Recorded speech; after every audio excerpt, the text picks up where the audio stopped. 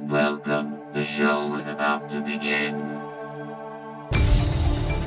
The moment our fellow geeks, dweebs, nerds, and other unfortunates have been fervently waiting for has finally arrived. It's time for TMI, Confessionals of the Nerd Kind. And now, your hosts, Jeff Nerfherder Chandler, Jim Kaiju Baker, and Christina Yojimbo Henry. You can continue.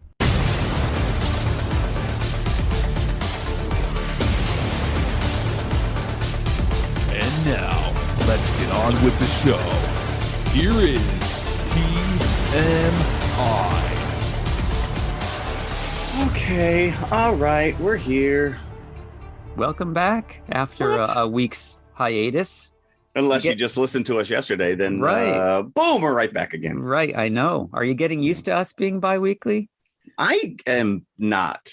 No? No, because I still wait until the exact last minute to do all my homework. Do you have that itch on Sunday when we're supposed to be recording? I get nervous. I'm like, uh-oh, am I forgetting something? Am I going to get an email notification going, where are you, Jeff?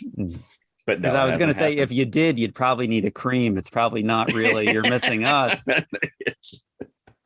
Might have been something I ate. And talking about missing, we are again missing our third member this week, and we will be probably for the foreseeable future, at least for most of the rest of this year, because right now she is in Germany doing a book tour. As you're listening to this, if you're listening to this on its premiere day, which would be October 10th, right, on Wednesday, Christina is still in Germany on a book tour, and she's got a couple of dates left. Are you telling me that she was so adverse to not recording with us that she left the country? That she left the country. She'd rather be in Germany. She'd rather be in than Germany. with us. Yes. With little ghost face. With little Ghost, I hope she took that with her after all the buildup. He's all over her social media, so I will give her credit for that. But let me just talk up the couple of dates that she's got left at Talia Buchenwald. I hope I'm saying that right. Mm-hmm. And that is on the 10th. So if you're listening again to this episode on the first day it's out, it's today. That's today. And then on the 12th, so you've got 2 days to get there, the Buchenwald at Hugendubel. So Buchenwald, Hugendubel. That's right, not the last. So we've got 2 more dates that, depending on when you're listening to this, that you can possibly get to if you are in Germany. Or hey, if you want to hop on a flight and get over there, do it stat. Is she doing a U.S. tour? It's a good question. We'll have to ask her when she's back. Is this like a Jerry Lewis thing? I'm big in France. I think she's very big in Germany. Hey, lady. She made it over there safely, so looks like she's having fun. Yes. Go check it out. Go get a book signed. But I doubt she'll be listening to this episode right away anyway, unless she's gotten a chance already to see the creator, because I know she doesn't want to get spoiled. No. And neither should you. So if you haven't seen the creator yet, go and see it, come back, and then listen to us. Some of our listeners don't listen to that, though. They don't care. Then keep on listening. Don't take our word for it. Now, this is a 20th Century Fox or 20th Century Studios film. Yep. So eventually, I assume it will be on Disney Plus or Hulu or one of those sister streaming networks. Let me just point out, before we get into the creator, though, proper, that if you've got 20th Century Studios fanfare at the beginning of your movie, just go right into the movie after that. I don't want 3 more production company logos. Yeah, you put those at the end. You're at the beginning, and then you lead in with them. As soon as you hear that Fox fanfare, you're ready for the movie. And it's like it would be a dramatic intro to the first scene of your movie. So take note, all you filmmakers that are under that 20th century banner. We'll get into it then. But before we do you have any news for us? I do have some news. And I just find this our feature film a little fitting since we woke up this morning to an all-out war in the Middle East. So I hope it's not AIs. Yeah, it's crazy. I don't know. I can't make heads or tails of this world anymore. But what I can tell you is that the writer's strike is over. We have a tentative agreement has been reached with the studios. So maybe people will start writing movies again. This does not affect, we still have the Actors Guild strike, which is that SAG-AFTRA, and they're looking to add video game companies into their existing strike. It looks like there's an interactive media agreement that's coming up in the next month. And if they can't meet some kind of an agreement on that, then they will also join the picket line. So movies can start to be written again, but yes, nobody's but there to act in them. Yes. And so any of these poor people who are on the peripheral, whether you're a caterer, your craft services, or you're the best boy or a key grip, you're still screwed. Sitting on the sideline. But what happened to the solidarity? Shouldn't the writers have held out until the actors got their deal? Oh, that's actually a really good question. I don't know. I honestly don't know. I think the fact that the studios have reached an agreement with the writer's strike may be good news for the Actors Guild, because the actors are the ones who basically stomped off in solidarity with the writers. Yes, yeah, that's why I even mention it. I don't know. And I'm not going to spend too much time on it because this thing is changing by the minute. I do know that Disney visual effects animators have voted to unionize, which is huge in an industry that tends to abuse their animators. And we talk about this all the time with like Marvel and these big studios that just, you got to keep cranking these movies out. It doesn't matter what it takes. How many studios, these you sit through the credits at the end of these movies, and it's like 20 different studios working around the clock. One down, one to go, possibly two to go. Who knows? Yeah. The other thing is, I found this really cool when I was out in Vegas last year. We may have talked about this a little bit, which is this giant structure they have constructed called the Sphere. I've seen videos of this thing from the outside and the inside now, because U2 has a residency in this Sphere. Unbelievable. It doesn't look like it's real, like it should be there. No, correct. You're right. I think I saw a video the other night, and it's like a giant yellow emoji just sitting in the blackness of the Vegas Strip, blinking its eyes and making faces. This is a giant. So you're right. U2 opened up this with their residency. So it's a concert venue or a sports venue or a venue in general. It's a venue because we'll talk about it, which is Darren Aronofsky just created a movie specifically to be shown on this platform. Its interior is coated with 160,000 square foot, 16K LED display monitors. Take that in. I mean, so it's the modern it's the modern version of the Cinema 360 thing that you could get into and watch at any county fair back in the day, right? So this is a complete 360 environment, and it's exactly what that Cinema 3000. I remember going to Darien Lake, and it was just you stood inside this concrete dome, and they just showed like a first person point of view of a roller coaster, and it was enough to make me sick. To the next level, if you've ever gone to Epcot, where they have a couple of completely in the round films, like one's in the Canadian pavilion and one's in the China pavilion as well. So this not only do you have this ridiculous 360, it's just enveloping you peripheral experience, but you've also what they refer to as beam splitting sound system, and there are 4D features. So you brought up Epcot and some of these other kind of go-to exhibits in Disney, but this has reminded me very much of Honey, I Shrunk the Audience. Oh yeah, where it's 4D experience. It's kind of like, what was it? John Waters had the scratch and sniff cards in his movies. All right, so this incorporates wind and their haptic chairs. So say, you're going on a roller coaster, your chair's going to shake to feel like you're on a roller coaster. Wow. I don't know if they spritz water in your face when the dog sneezes, but so this is a completely enveloping experience. some concert goers at one of the U2 shows posted some videos, and they are taking full advantage of the inside of the Sphere. So it's there's visuals that go along with whatever song that they're playing, and of course it's all around you, and above you. So it looks completely overwhelming, to be honest. Right, I agree with you. Which is, where am I looking? Where am I supposed to look? Because this venue is so huge, even though they have a giant stage, it's dwarfed by these graphics on the wall. Am I watching the guys on the stage, or am I watching? It's like a Pink Floyd concert now. I'm looking at the laser lights. Yeah, they don't even have to be there. That's true. They maybe are. Maybe they're animatronic if you get close enough. Yeah, or holograms. Ooh, well, listen, we're not talking Tupac yet. Larry Mullen, you're out for whatever medical reasons. No issue. It's just a hologram of you up there. Yeah. So I mentioned, Darren Aronofsky created a movie specifically to be shown in this venue, and it's called Postcards from Earth.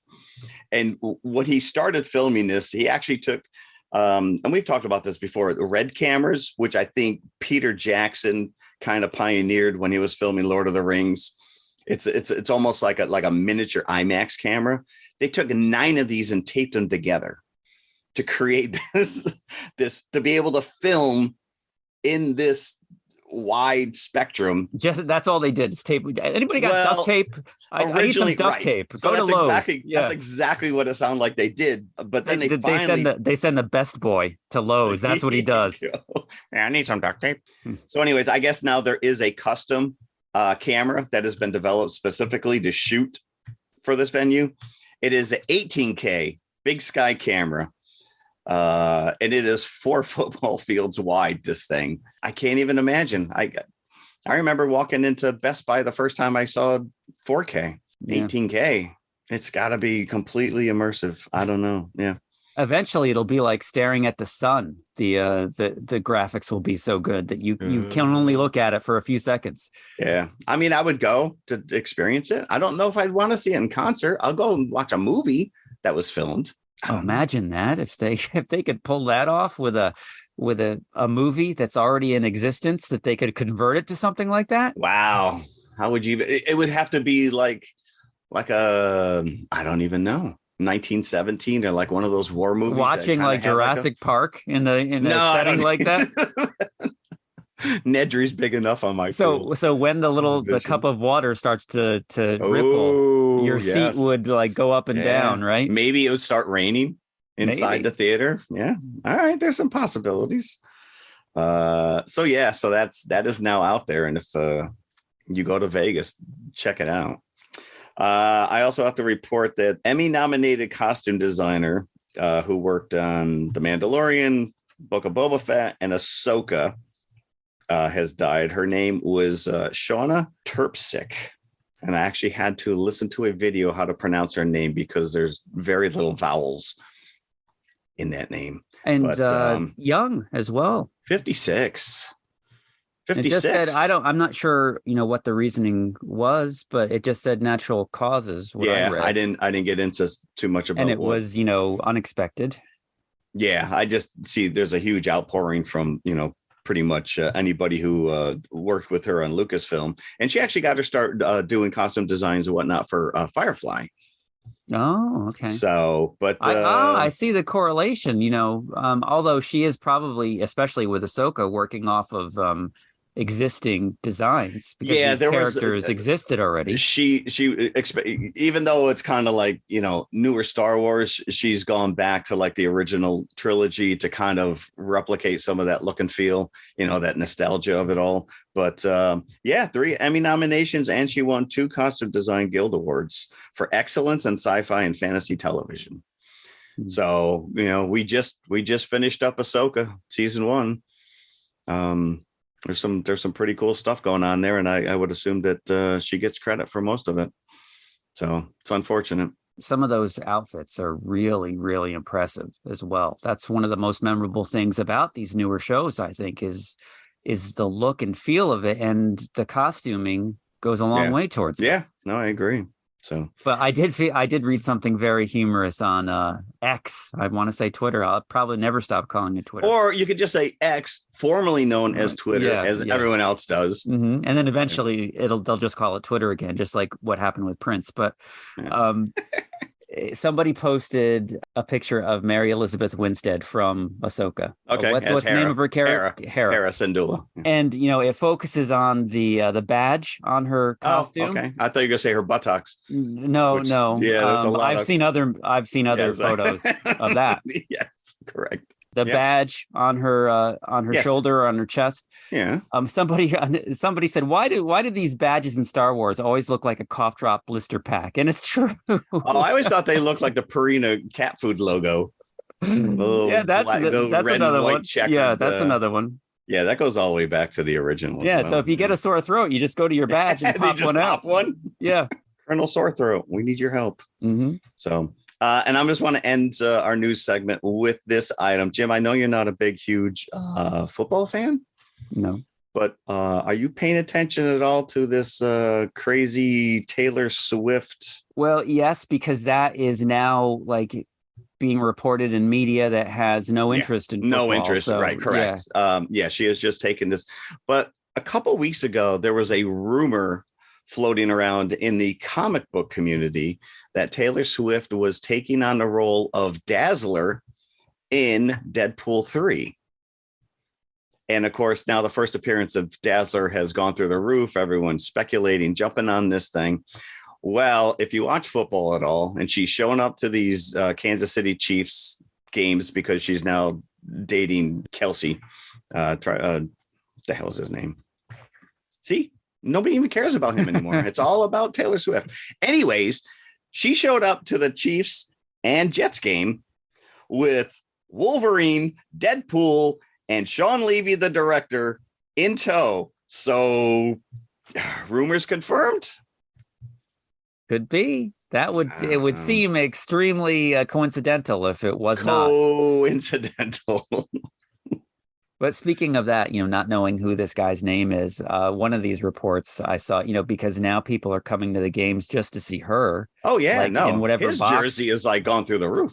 There was two girls that were there that were wearing his jersey, but instead of his name, oh no, it said Mr. Swift on the back. Oh no. This guy, what happens when she breaks up with him? Which we know is going to happen. Yeah, I don't know. Oh, man. He's going to lose his game. That's what's going to happen. Well, I hate to say it, but the Chiefs are playing my Vikings today. And so I hope that he does lose it. I hope he's distracted trying to impress his girlfriend and blows this game. I don't know. Because I'm sure she's like, that's all you see now on the Jumbotron. That's at one all of they these show. games. Yeah, no, it's disgusting. It's whatever. Oh, yeah. All right. That's enough news for me, unless you have anything. Who would ever have thought that we would have, spent 10 minutes on Taylor Swift on this podcast? See? Yeah. I guess we'll have to again if she's going to be in Deadpool. That is true. Yeah. My guess is going to be a throwaway cameo. Yeah, well, if she were to do that, Deadpool would be the finest kind of arena for her to enter because it's not taking itself seriously. No, if anybody who out there listening is familiar with the character of Dazzler, she was right on the tail end of the whole disco craze, complete with roller skates and glittering bodysuit. And I think a disco ball always featured on the cover of Dazzler, at least in you would have to, because she had light powers, so she had something to bounce those lights off. And again, this is a book that I had. I think I had the first 5. No, I'm 10 not. issues. I'm not. I had the full run. I'm sure. Yeah. No, and she first appeared in the X-Men. Yeah. Mm-hmm. So we'll see. I mean, yeah, I guess we'll see. I don't know. Right. I just thought it was interesting. So, and there you go. That's all my news. All right. So let's get into The Creator. Let's go. Let's do this. This is a movie, I think, when we first saw trailers for it, we're really like, wow, we're in for something extra special. Because Gareth Edwards, he did Godzilla, the 2014 Godzilla.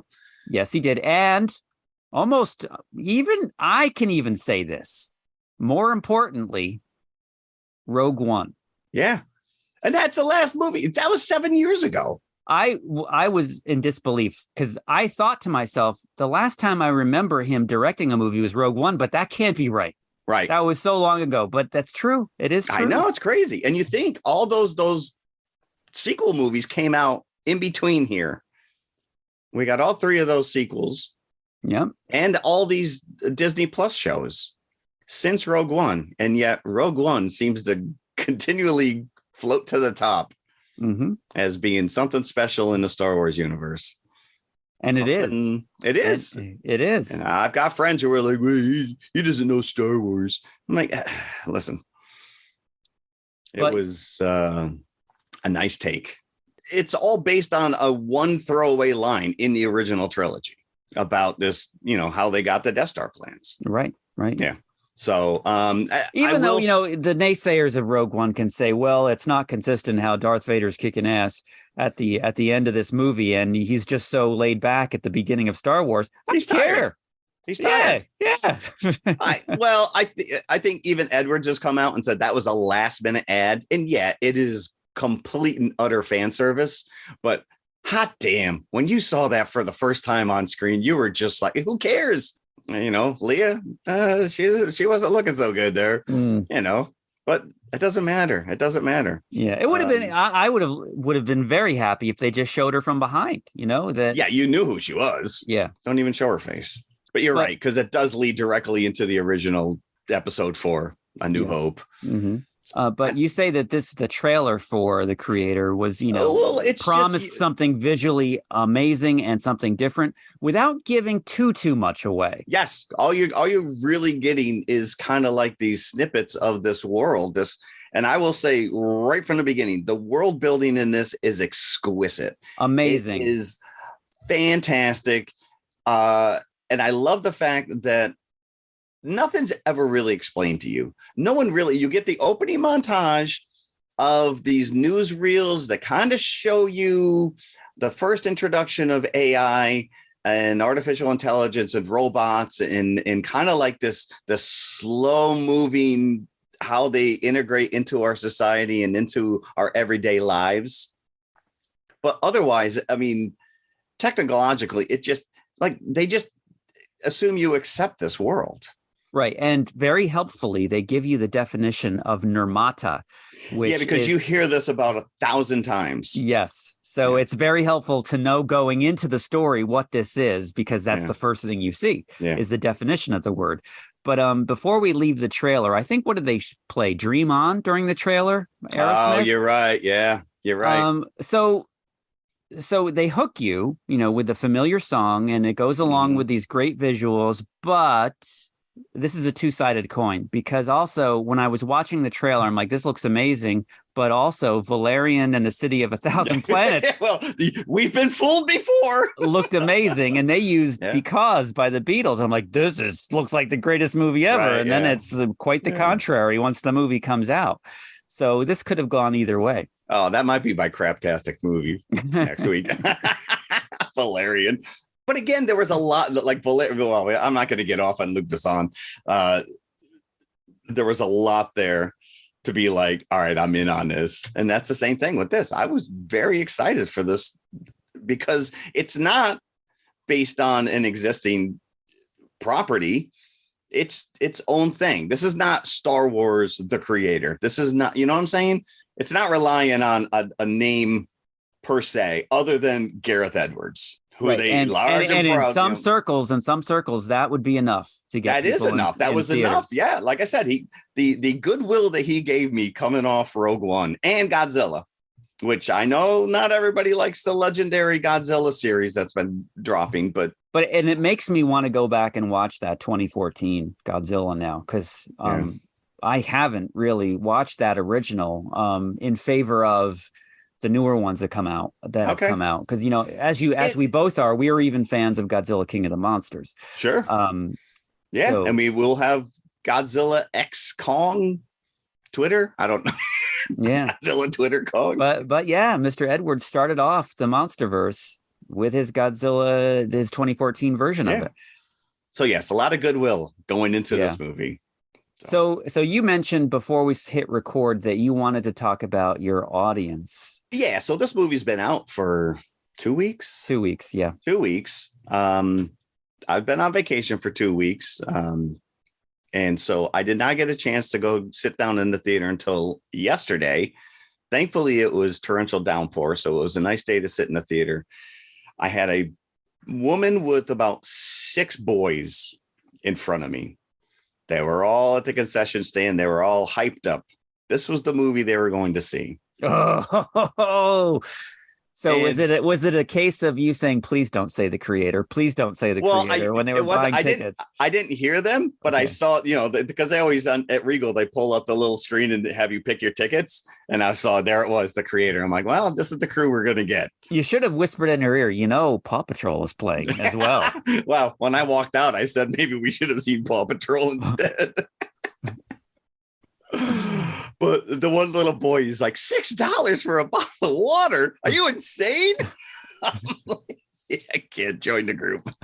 Welcome to adulthood, my friend. Yes. So I just thought it was a really weird choice for a bunch of boys who had to have been, I'm going to put them 10 to 12, that this is a movie that they saw and was like, I want to see that movie. So I don't know. Were they Rogue One fans? Are they Godzilla fans? Do they even know who Gareth Edwards is? Do they not care? Were they completely sold on just the visuals that this looks like something I have not seen before? Or did this woman just find herself needing something to do with these kids? And this is the movie. Okay, science fiction, PG-13. That's it. Maybe, but I think there's other movies out there right now that I may have chosen. Exorcist, perhaps.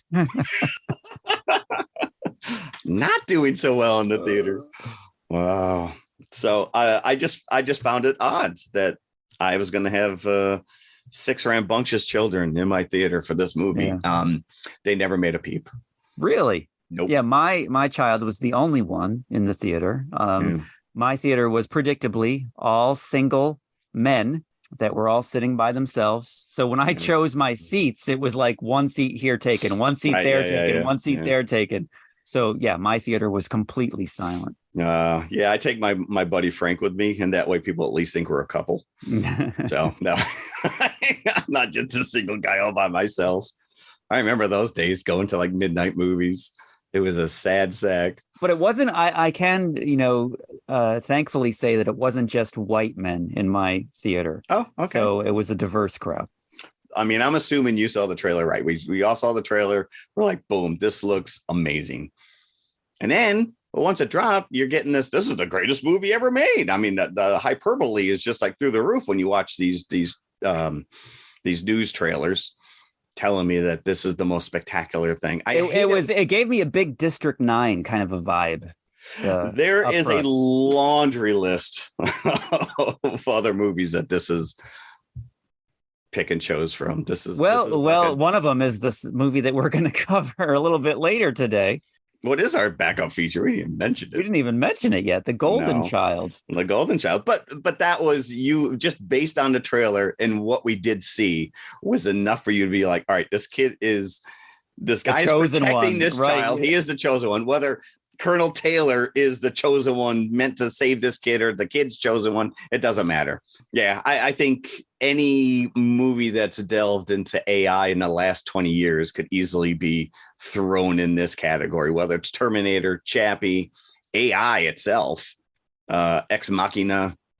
They're all Blade Runner. A lot of Blade Runner DNA in this, which is not a bad thing. But it's almost like writing a song these days. Like, just how many chord sequences are there out there? I always wonder that myself. Like, these people who continue to write songs, I'm like, how did you learn a new chord? Like, right. So think that they're all I think at this point, something has to be at least in some way derivative of something that has come before. So, filmmakers, just like songwriters, have a lot to do to try to prevent that. But you can't really, because you're affected by movies that you've seen as a kid that have blown your mind. And the directors have been influenced by stuff that they're all.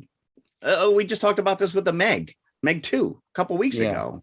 Yeah. It's just a derivative of every other giant monster undersea movie that we watched in the last 20 years again. So I agree with, I forget what movie it was that Christina and I were going back and forth whether or not it was derivative. I think maybe it was one of the Korean zombie movies, but yeah, I see her point now, because the term derivative, it's a very negative term, but maybe homage would be a different something that we should say instead.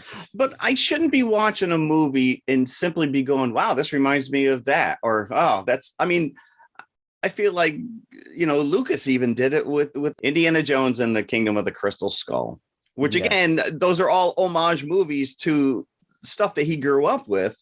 But there's a point where you've got me lock, stock, and barrel. I'm invested in this world right from the beginning.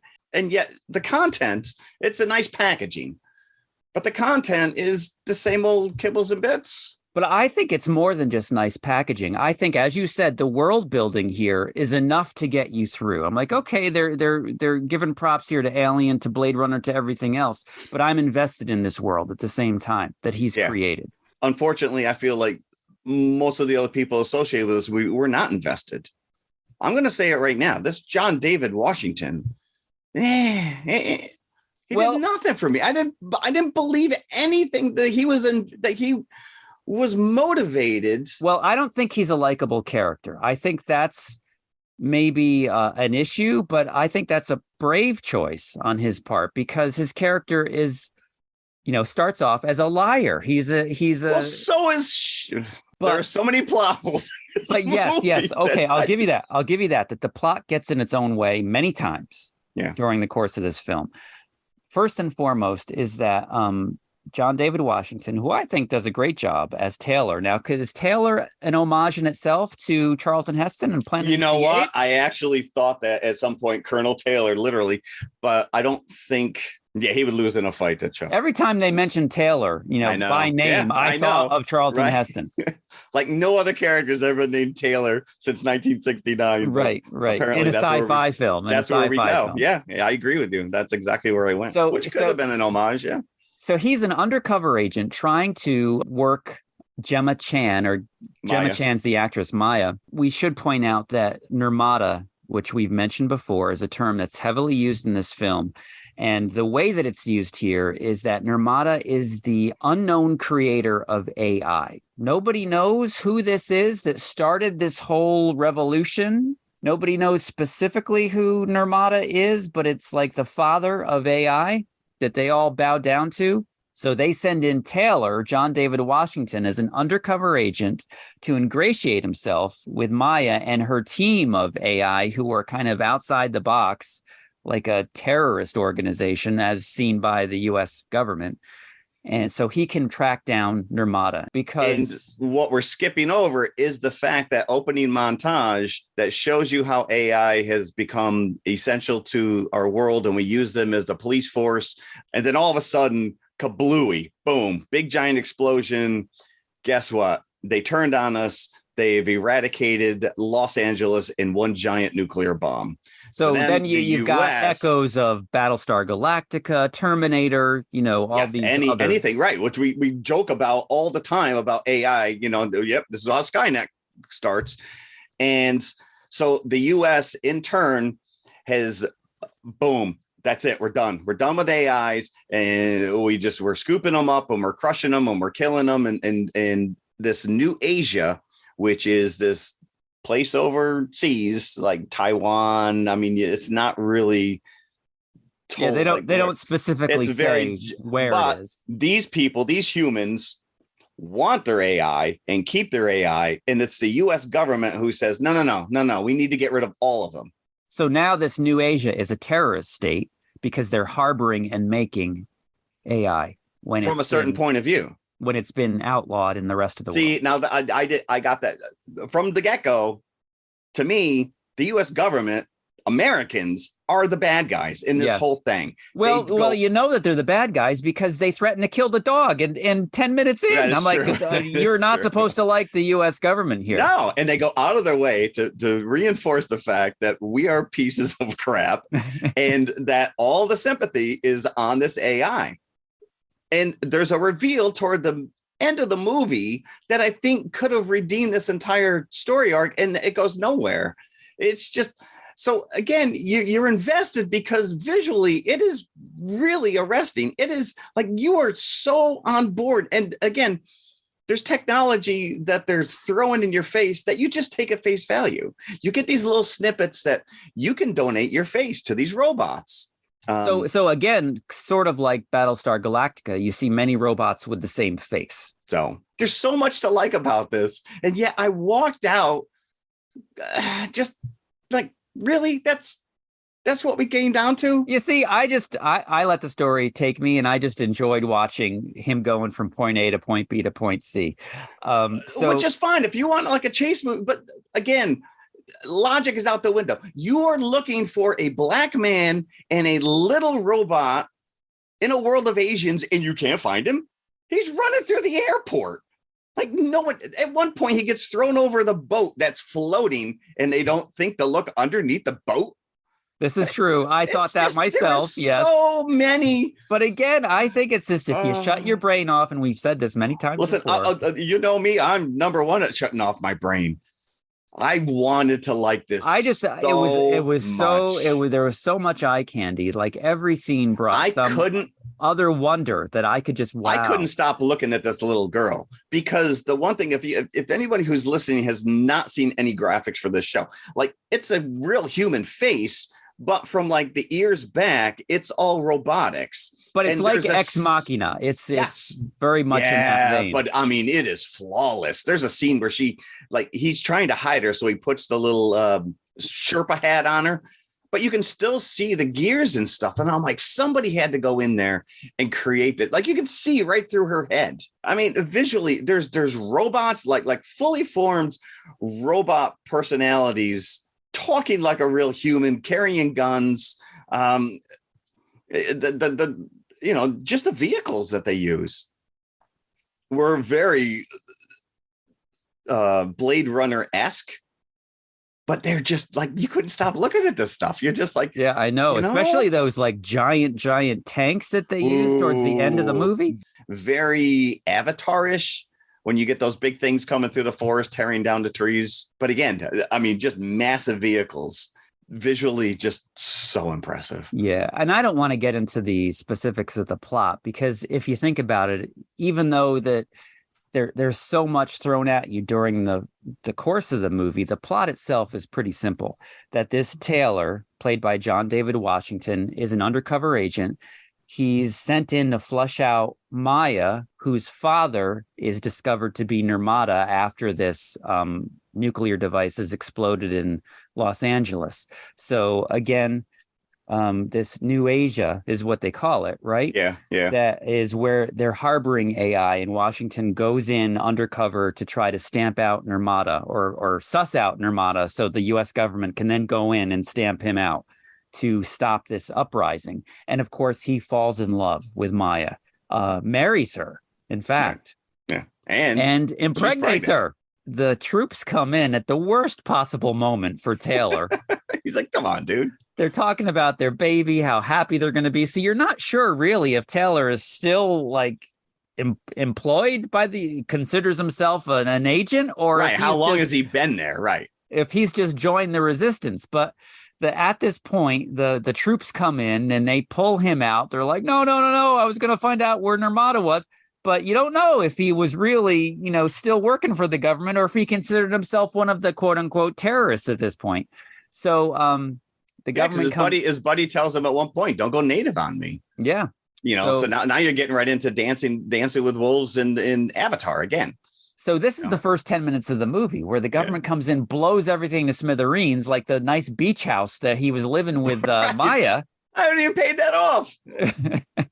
So you see Maya in a boat trying to escape, and she gets blown up.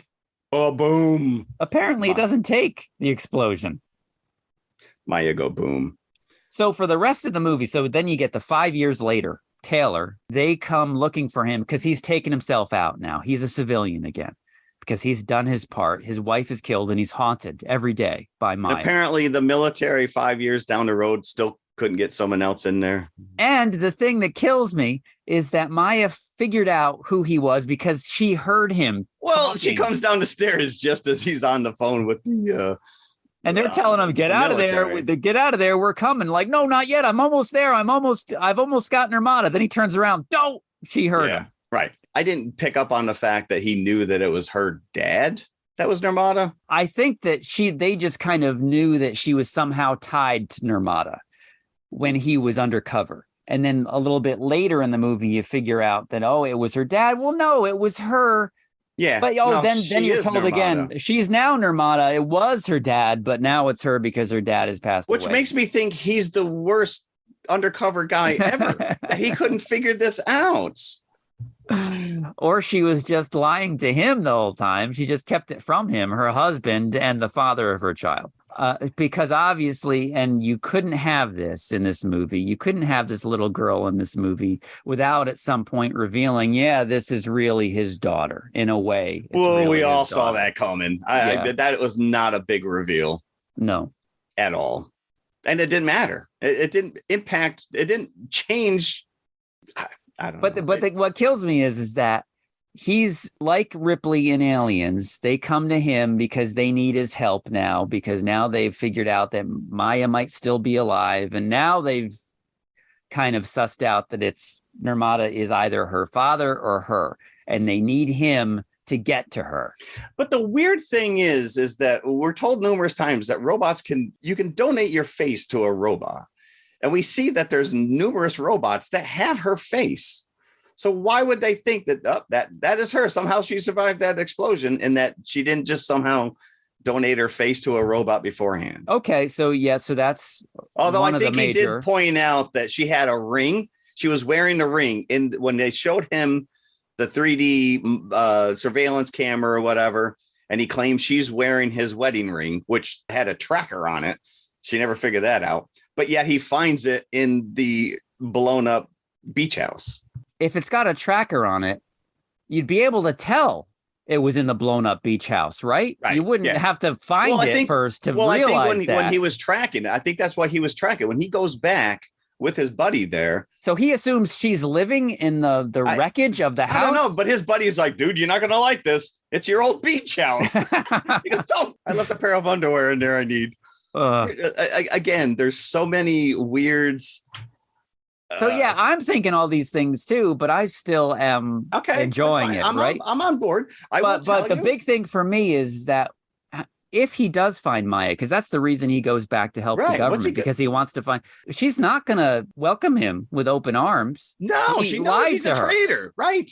Which makes the end of the movie even more sus. Nice use of the current vocab there. There Jeff. you go. You like that, right? Yeah. I have teenagers. I don't know. Again, there was so much to like when they break into this facility, in the facility inside with this giant fishbowl door. I mean, well, I guess they don't want us to get into there or something to get out. And then it's just this kid watching cartoons. The government wants to destroy the weapon that they've gathered information on that AI is building. So they think it's some sort of a device like the one that blew up Los Angeles. Okay, so here's the major flaw in this whole thing, which is we find out later, and this again, it's a passing comment.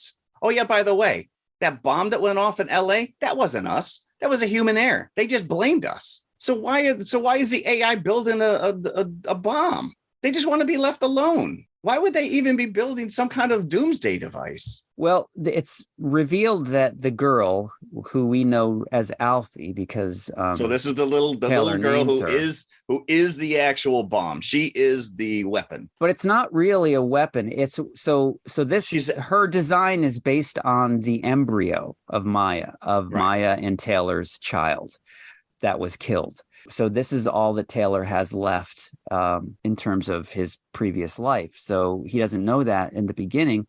But what he also doesn't know, and what the audience doesn't know is until a little bit later on, is that, yes, this girl is based on the embryo of Maya. And you see a flashback a little bit later on of Maya's, building this baby in the lab. Yeah. And what she's meant to do is as she grows, her powers will grow as Yes. well. And Yeah, these 'cause- powers, they controls tech. And so once this child grows into an adult AI, her control over tech will be limitless. And that's what the US government wants to stop and to destroy. Yeah. Because then the child will control the government, basically. But I don't think, well, I mean, going in, I don't think they knew that this kid had that ability. They just knew that there was something that they needed to. Something there, rid of. yeah. So once Taylor gets into this facility and sees that it's just a child, then he grabs it and gets it out. And as the movie goes on, of course, he becomes attached. But he said numerous times, they're not, don't be fooled by the facade. They're not real.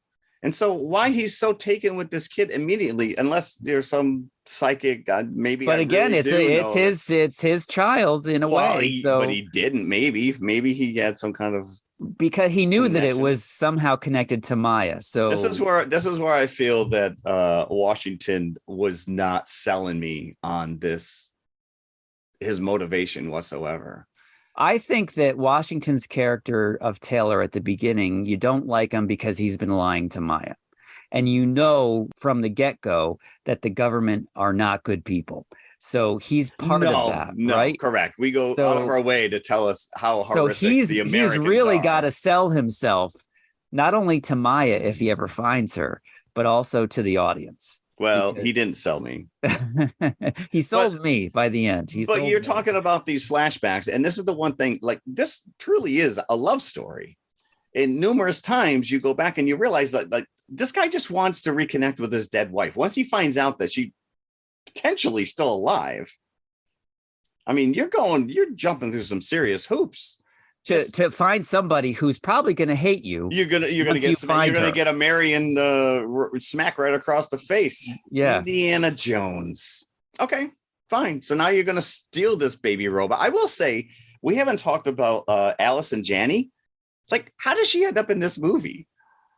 Like, this is so unlike anything she's ever played, but I really liked her character, as despicable as she was as an soldier. She is the personification of the U.S. government here, because she's the one that's gunning for the kid. She has a job. She has one job to do.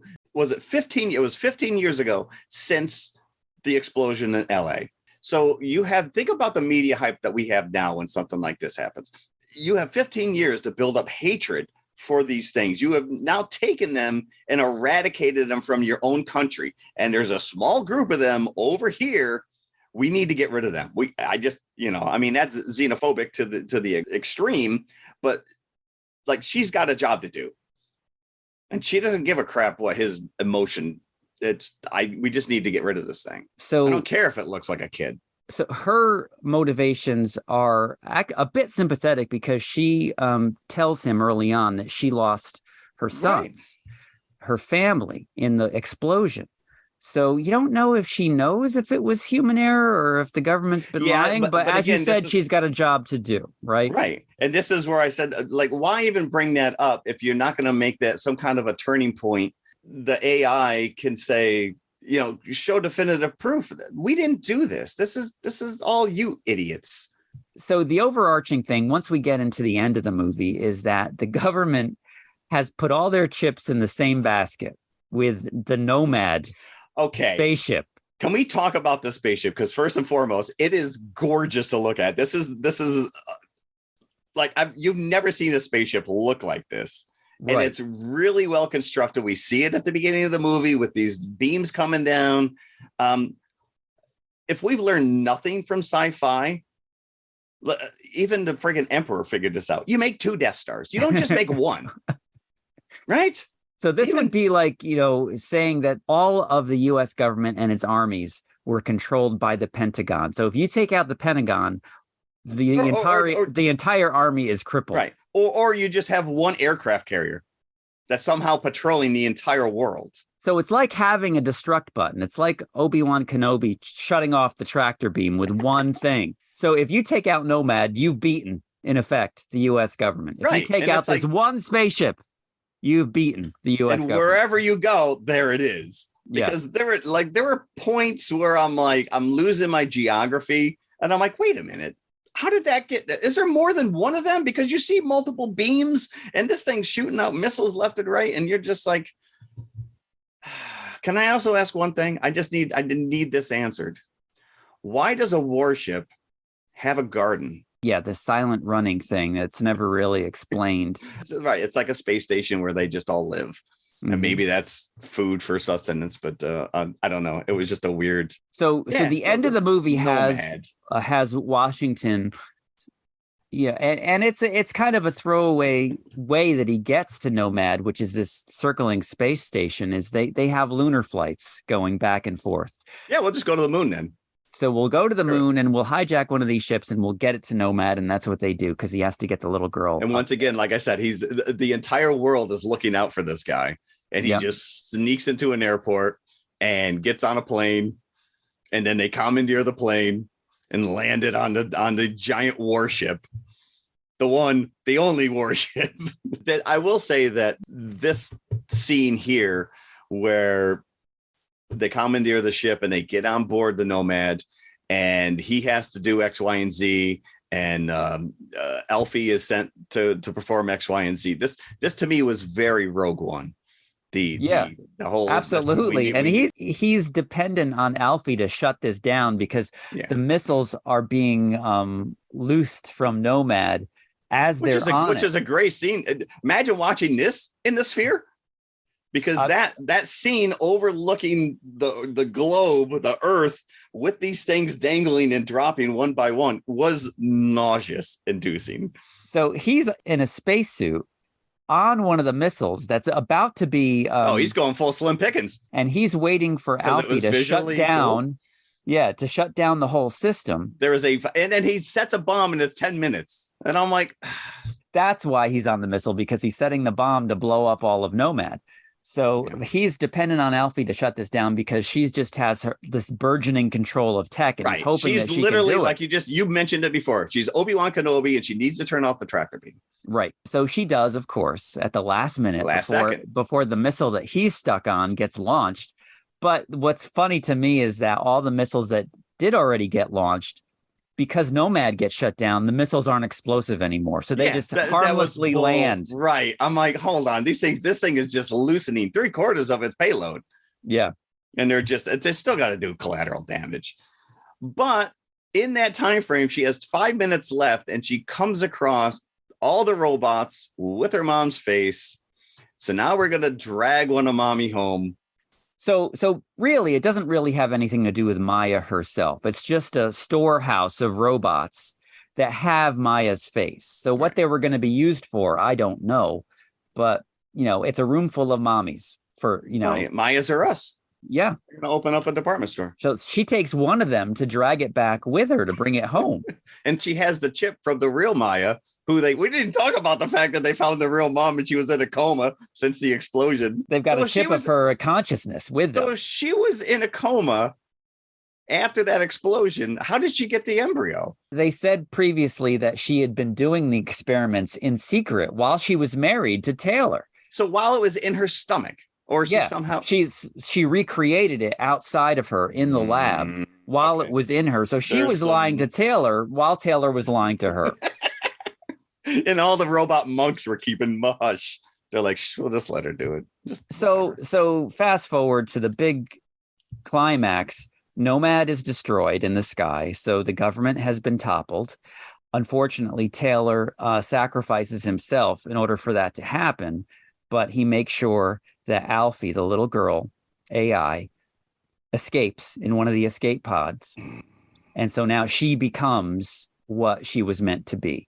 And it's not to destroy humanity. It's so humanity and AI can live together in peace. So who's she gonna? So she gonna go to the military now and be like, listen, sorry about all this crap, but can we just be friends? But she's gonna forcibly make sure that this peace happens because she can control all of tech. That is true. She can just shut everything down. But you'd think that the government, wouldn't rest until she was destroyed. Right, correct. Yeah, no. Yeah. And she walks out and she's being hailed as a hero and she smiles. I'm like, why is she smiling for? Her friend just died. Her dad. Mom went with it. And this was the thing, which is that he encounters Maya the rebirthed Maya with the chip in her head, who remembers him, and she's like, Taylor, and they hug and embrace, and I'm like, first thing I would have done is punched him. You lied to me. I got blown up, jerk. Where the hell have you been for the last 5 years? So hopefully you followed all of that if you didn't see the creator, because it sounds very convoluted, but it was. It's not. It's pretty straightforward. But again, I think it's unfortunate that. All right. I think I'm still hanging on these visuals and the world building. Yeah, that as much as the plot got in its own way and was quote unquote derivative, it still carried me along. And by the end, I was invested in Taylor. I think he did redeem himself by the end of the movie. Yeah, I agree with that. I think that was the inevitable conclusion. This character had to sacrifice himself in order to free these people. Yeah, and to his credit, to that character's credit, before he learned that Alfie was in actuality a replica of his daughter, right? He did have feelings for her. So even though he was saying all through the beginning, they're just things, even he's in order so Alfie doesn't get upset when somebody dies, he just says, oh, they were turned off. That's all. Right. Yeah. But and he doesn't believe that by the end of the movie. And it's pretty easy for them to just kind of shut these robots down too, because all he did was because there's a little switch in the back of their neck. I'm like, what if you just sleep and you roll over on that? That's it. Now I'm done. I'm out. So there's one element of this whole movie that we haven't really talked about yet, which is the Hans Zimmer score. I found this score and this soundtrack to be amazing. I did too. Yeah. There were song choices. And again, I think probably 3/4 of the stuff was made specifically for this movie. And because it takes place in the future, like there's a scene where they hijack the pickup truck, for lack of a better term, and he turns it on and the radio's blasting, and I don't recognize the song. I think there's a Radiohead song in there somewhere. There is. Yeah, there's a Radiohead song. But these are these are songs that you recognize them as songs, but they're not like it would be something that you would hear in the year 2050. This was maybe the evolution of where music is going, and I was absolutely transported by that. And to be honest with you, the score is very, very subtle. There's large sequences where there's no sound, no music, nothing. And then there's other points where it's almost like a rock video. So, but I do have to say that the trailer featured Dream On so heavily. Correct. Yeah. It was again a little bit disappointing not to hear that in the movie. Yeah, I guess that was a creative choice. You know what I did find, which was really interesting, and there's some backlash about this movie. One of them is the fact that here we are just talking at the top of the show about the writer's strike and the actor's strike because Hollywood wants to use AI, and they're gonna take over all these actors' roles, and we're gonna start using this stuff. And now you have a movie that comes out and basically makes AI sympathetic. And I know some of the screams against it is that this is completely tone deaf, but Gareth Edwards went out and actually hired a company that used AI to create the score. And then he got such backlash that he shelved it and then just hired Hans Zimmer. And I think from what I read that he programmed or had it programmed to sound like Hans Zimmer. Right. Dude, are you kidding me? It's like, you know what? Yeah, just plug in Chat GPT. Can you? But that, again, as you say, that is not what they ended up doing. He did actually, after that, hire the real Hans Zimmer. But that's because there was backlash. Was there backlash even at that point? That there How would people know that he was doing that? Somebody had to know. Someone's plugging it into Chat. Yeah, guess what I did today? Gareth Edwards hired me to plug this in. So this movie has an upward battle in terms of the box office because it's not an established IP, right? So it's brand new. Which is what we want, which is what we keep talking about is original content. Which is what we want, but yes, perhaps correct. not. I'm sorry. We're talking about we in the you and I in the TMI podcast sense. Right. But perhaps not audiences at large. So it was released against Paw Patrol, which we've already mentioned, Right? Which actually looks fun. and the new Saw movie, which is part of a franchise. And of course, it did open third to these two movies. I can't believe that. I cannot believe that. So far, it's made just around $40 million, and it cost $80 million. Which is make. nothing. $80 million is amazing. If you look at this, like compare it to, when we love these movies, compare it to the CG of a Marvel movie, right? Yeah. Well, even go back to the newest Indiana Jones, which I think almost hit 300 million to make. Like, you're like, where's that money going? Well, it doesn't have A-list stars, so you're not paying somebody. So if Harrison Ford's making 20 million and or more, or possibly more. Well, they probably spent 200 million just to make him look younger there for the first 5 minutes. So, but again, this is flawless. That visually, I cannot say enough. And I know you're right there with me.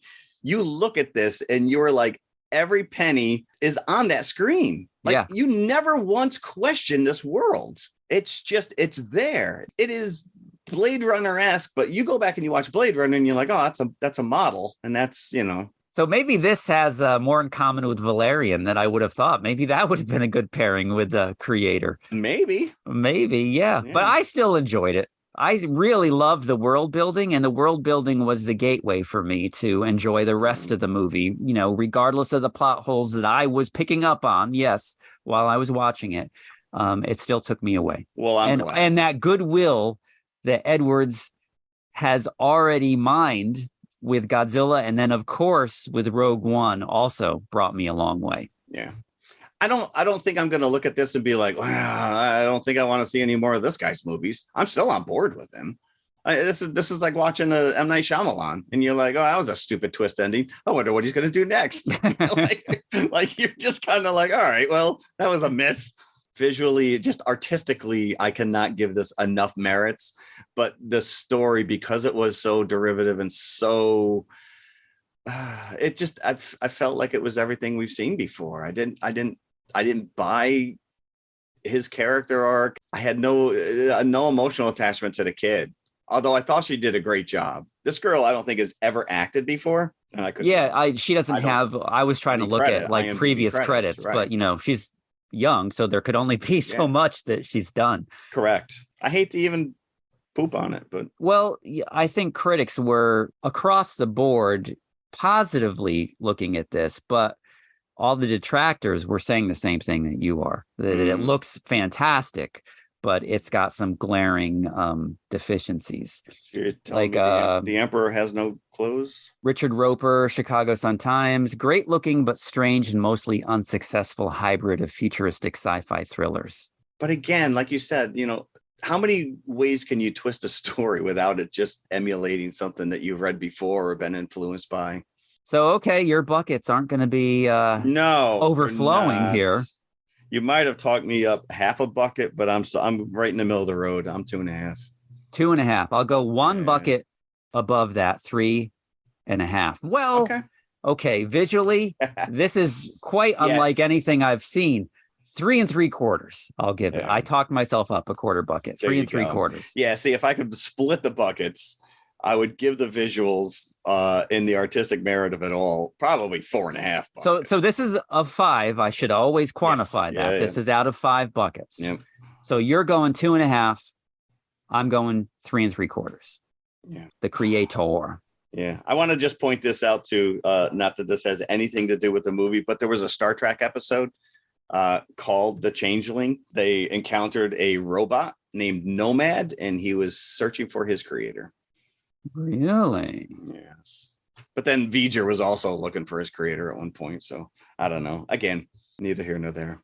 And for Rogue One fans, there is an Easter egg planted. There is a scare, right? That's Scarif one? Well, no. From what's the name of the robot that's in Rogue One? K2SO, which is probably my favorite character from Rogue One out of many wonderful characters. Is placed somewhere in the creator, and Gareth Edwards has confirmed this, and he will not say where, So he he'll wants you say- to go back and watch it multiple He wants you to go times. look at this and Yeah. see if you can find K2SO Well, somewhere I in the will tell you, creator. there's a more easily accessible Easter egg, and that is when they're running through the airport. There is a departure for Scarif. There is, really? Yeah. All right, so there you go, the creator. Yes. Let's go to the concession stand. Oh, now, yes. You're before- treating this week, right? I'm treating this week. Good. We're going to get back into the world of gums. I was trying to figure out where you were going to go this week. So I'm going off the title of our second feature, which is The Golden Child, and I chose Goldmine Bubblegum. Gold Mine? Yes. Now, don't tell me you have never seen the little prospector and his baggie of golden nugget-shaped bubblegum? Jeff, All right, I won't tell you that. you've never seen Goldmine Bubblegum Gold Mine. in a little bag that you could tie up with a string, and it's little pieces of Okay, gum that all looks right, like all right. golden nuggets. Okay, you are. You're not convincing me that you know what this you're is. Painting a picture. All right. Okay, I see it now. Does it ring some kind of bell with you? Nope. Not at all. I can't believe it. First, No. shark gummies, you didn't know what they were. No, I didn't Now- know what shark gummies. Apparently, I did not have a lot of. I don't have a sweet tooth, so But I mean, even if you were in a store, I'm like, oh, that looks interesting. A little bag of. I do. All right, now that I'm looking at the candies because they're like yellow. I do. Yeah, and they're probably like glossy. Right? and it's got like a little Stinky Pete guy from Toy Yeah, Story that, 2. That looks exactly like Stinky Pete. And that's actually when I saw Toy Story 2. I'm like, that's the guy from the Goldmine gum. That would have been funnier. Okay, so let's talk about Goldmine gum. Okay. First introduced in the U.S., I couldn't find any reports that really pinpointed it, but it's estimated in the 40s or 50s. It was when it first appeared. And it was produced initially by the Ford Gum and Machine Company, founded in 1913, the company itself, and based in Akron, New York. You thought I was going to say Ohio, but no, there's an Akron, New York as well. New York. Where's that? Initially, it was not sold in its little burlap Right. sacks, but it was sold in small boxes that resembled mine carts. So little cardboard mine carts. So this had to have been like when westerns were huge. Yes, Oh. exactly. Yeah. So, you're panning for gold, but you've Yeah, instead you got got like a bubble box of gum.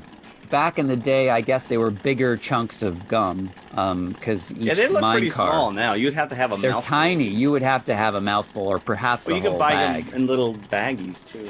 Yeah. In the 60s is when your Stinky Pete character first appeared on the packaging. Is his name Stinky Pete?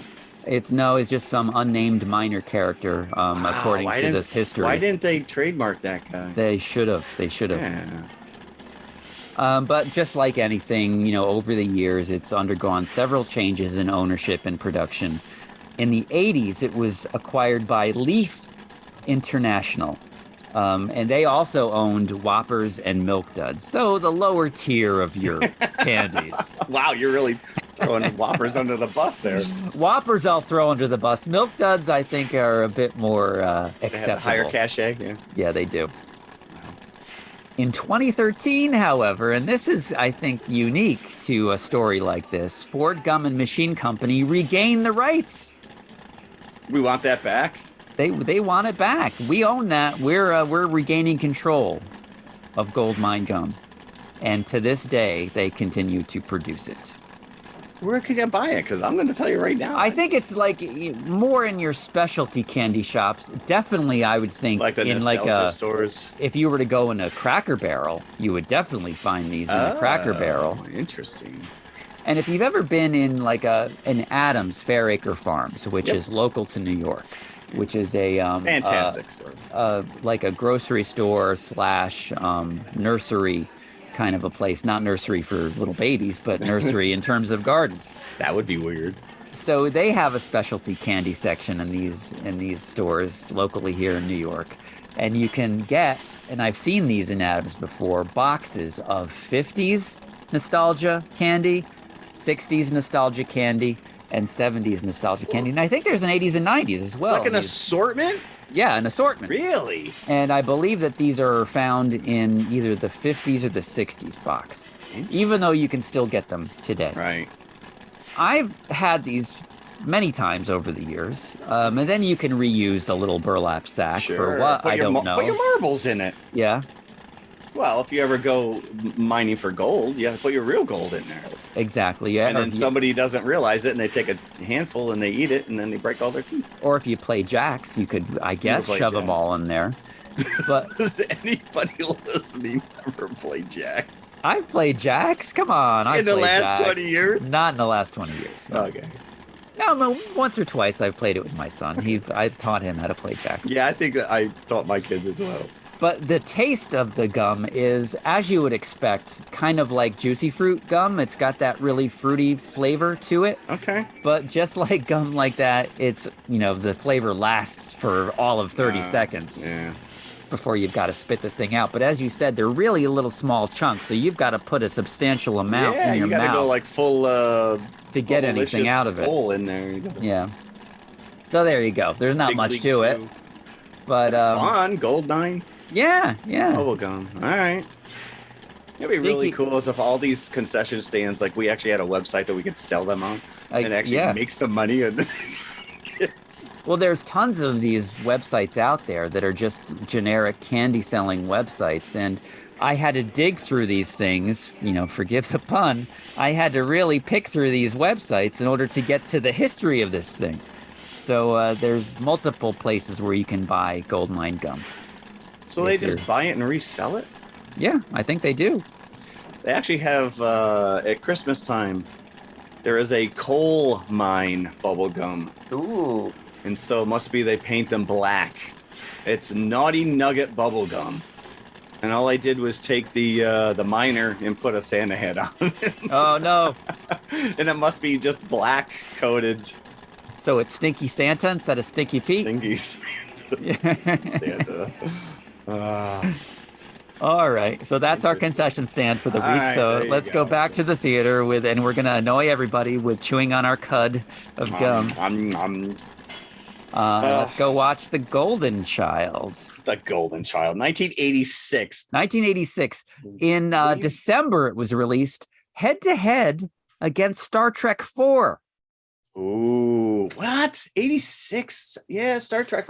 I would have been in college, boy. I do remember seeing this in the theater. I remember vividly. You do? Oh, yeah, because I remember the tail end.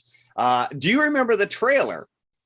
Because there was a teaser trailer. I've read about this. I don't remember it. Really, I bet you could probably find it on YouTube. But when I read it, I said, wow, I remember that. And so it had to have been another, what was this? Columbia House? Who released this? Let me see. Warner, Paramount. Probably. Paramount. Oh, Paramount. Okay. So it's just a quick, probably 30-second teaser out in the wilderness. It's snowing and the camera zooms in and lo and behold, it's Eddie Murphy sitting on top of a yak. And he makes some reference about why can't I be the chosen one in LA or someplace warm? I'm trying to remember what the exact phrase is. Why can't someone choose me to go to the Bahamas? Because that line is in the movie itself. And then it cuts to like the Golden Child or whatever. And that was enough to get you in your seats because Eddie Murphy, top of his game.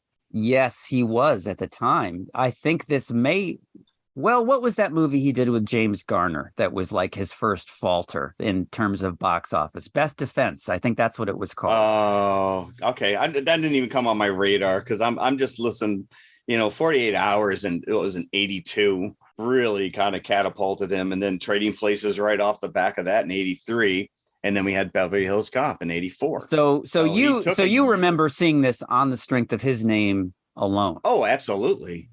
Yeah. You see, I did not see this in the theater, not that it was rated R or anything, right. But I think at this point, and you're older than me, so you would have been closer to 20, but I was 86, I was 15. So you're probably what, 18, 17? Probably, yeah. During this just time Christmas, I would have been probably 19 already. We made the joke earlier, welcome to adulthood, kid. I had been burned quite a few times by this point, being an avid moviegoer by movies that promised much more than they actually deliver. So I was getting a bit more cynical and listening more to reviews that I was seeing and reading, because I would often come back from a movie that I was so psyched to see, and I would see the review in the paper and I'd see the headline, terrible movie. I'm like, Right. What does he know? He's Yep. some old man. I'm like, yeah, he was right. So by this time, I'm listening to these things. I probably did see a review that wasn't favorable for The Golden Child. I'm like, I think I'll skip this one. And I didn't see it until it was Siskel on and video. Ebert, enough to turn you off? Probably was, but by this point, I'm curious if it was 2 thumbs up or 2 thumbs down. To their credit, whoever it was that I listened to, I didn't really like this that much when I did eventually see it. I can appreciate it now because even bad 80s movies, I just love that nostalgic feeling you get from watching a movie like this again. The crappy effects, or I shouldn't say crappy, the dated effects. Okay, dated. All right, fair enough. Yeah. Yeah. Listen, I walked out of the theater going, that was some crappy effects. So even Murphy himself, 30 years later. Well, not even 30 years later, 2 years later, he says The Golden Child sucked, I think was his quote from some interview that I saw. Well, if you read the history of this thing, the original premise is a completely different animal than what they released. And unfortunately, the guy was such a beast, and the persona that was Eddie Murphy, the character you got in Beverly Hills Cop, the character you got in Trading Places, the character you got in 48 Hours is what they wanted for this movie. And that wasn't written that way. Which is fascinating to me. So from what I understand, they filmed this movie on a much more serious tone with Murphy. Yeah. So I can understand Paramount watching this movie, seeing Eddie Murphy when is he going to get funny? When's he getting funny? Not being funny. Right. So they actually had to go do reshoots where they added the comedy. And right. Where he's basically he's just Axel Foley. So it's like a serious action movie with jokes whenever he's on screen. Mr. Murphy, can you do that stupid laugh that you do? Thank you. Cut. Yeah. Yeah.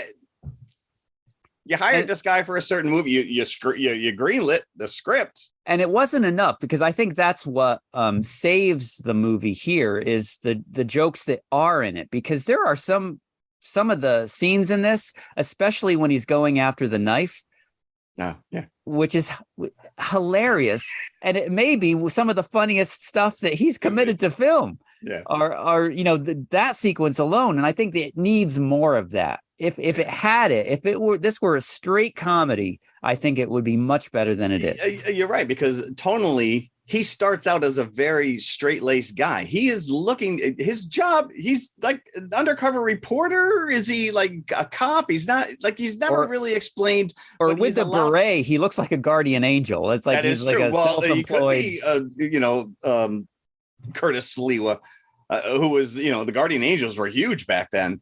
I lived in New York at the time, but he was doing the Lord's work. He was looking for children that have been abducted, and he shows up at the crime scene, and I'm like, how is he allowed to be behind? Like, again, it's like there are certain movie logic you got to throw out the window. But I'm just like, is this like, what are his credentials? But he's playing this straight. But before you even get to Murphy's character, it's like you see the Golden Child himself, which is funny to say himself because he's played by a girl playing a boy. But so in Tibet, these bad guys assault a monastery to get this child, and the head bad guy appears to be Mike Rutherford from Genesis. No, that's Tywin Lannister from Game of Thrones. And from Godzilla King of the Monsters. Oh, that's true. I forgot he was even Tywin was going to win. But at first I thought, hey, Mike and the Mechanics is in this movie, but no, it's not the case. But the kid is watching. A miracle. I guess the Tibetan version of television is like a puppet show. The kid's just watching a puppet show, rotting his brain with that stuff, by the way. And one bad guy is like a burned Planet of the Apes looking guy. I don't know what was going on there. No. Anyway, bad guys bust in, steal the Golden Child, right? After we see the Golden Child resurrect a parrot, Yes. How's that para surviving the cold? I don't know. Don't they live in tropical? Am I wrong? But the bad guy's name is Sardonic Numbspa. It's like, who decided that? Is that like if you scramble those letters, does that say something? Or Anagram? It's an anagram for it's got to be that should- name is too stupid to do anything else. But this kid, like you see this kid, he's got magical powers right from the beginning. You're like, this kid does not need to be saved. No, because they say like right in the beginning, don't let him touch you. Right. I know, and the kid never looks like he's upset at all to be. No, he's kidnapped. not in danger. He's not. This kid is so chill that he's like, whatever, put me in a cage. I don't care. He could have just slipped right through the cage. Yeah. So then you transition to Hollywood, right? And then now it's Eddie Murphy putting up rewards. Long before we ever met Chandler Bing, we have Chandler Gerald. So he's just putting up these signs because there's a 16-year-old girl that's gone missing. And then he goes on the TV show, which is an attempt at comedy because this guy just goes on and on about how he's the host of this TV show. And I'm like, is this supposed to be funny? This whole sequence? It wasn't at all. This is painful to watch, this sequence. So this girl, played by Charlotte Lewis, as Keenan. She is there to enlist his help in finding the golden child because Eddie Murphy somehow is the chosen one. And the kid's been brought to LA. That's why she's looking for the girl, for the boy. I think after I found out that the one he was looking for was dead, I'd be like, you know what? I'm going to find somebody else.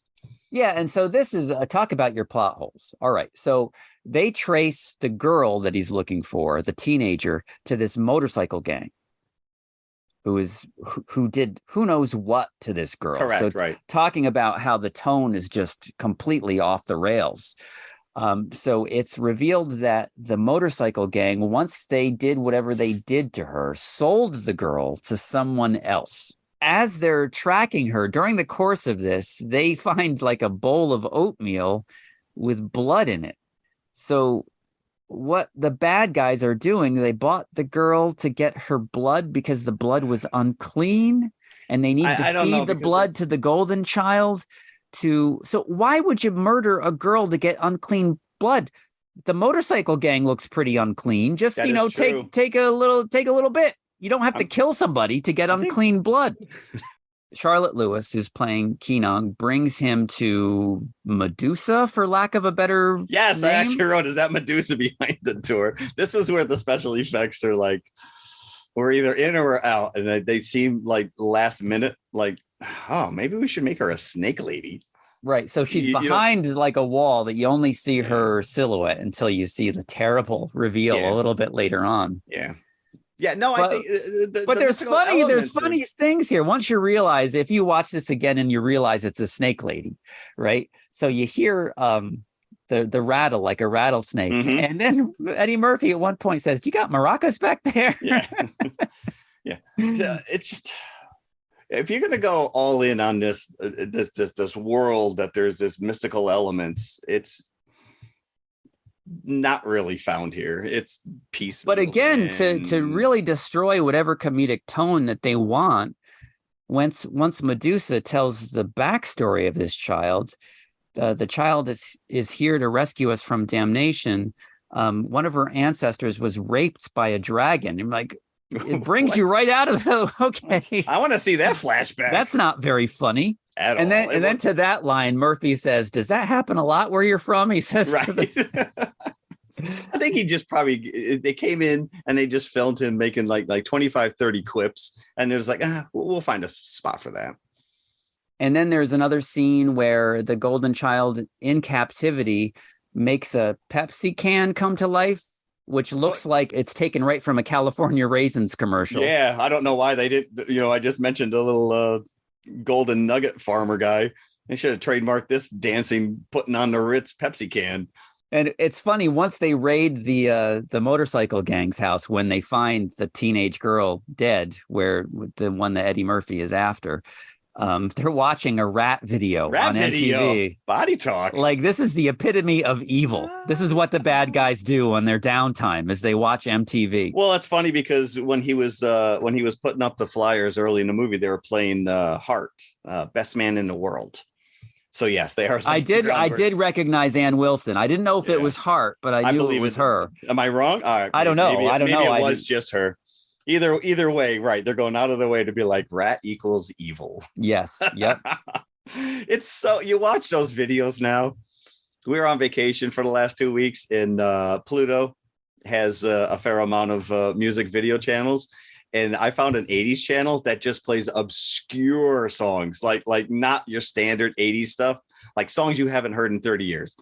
And you watch these hair bands, which everyone derived were, the downfall of society, and they're so laughable now. So, and it's laughable to watch this because I remember this song. It was a minor hit, I guess. Because that's what I'm saying. It's like a song that you don't think of, but when you hear it, you're like, "Holy crap! I remember that song." Yeah, exactly. Yeah. Yep, rat. Mm-hmm. I immediately had to pull it up on YouTube. And they probably thought that they got it made. It's like, this song is going to be number one. We're an Eddie Murphy movie. That's right. So then we get that scene with Mike and the Mechanics. He talks to his boss, who is the devil, I guess. But I guess there's that scene where the bricks all fall away from the wall behind him. And then you hear Dr. Claw from Inspector Gadget talking to Mike and the Mechanics.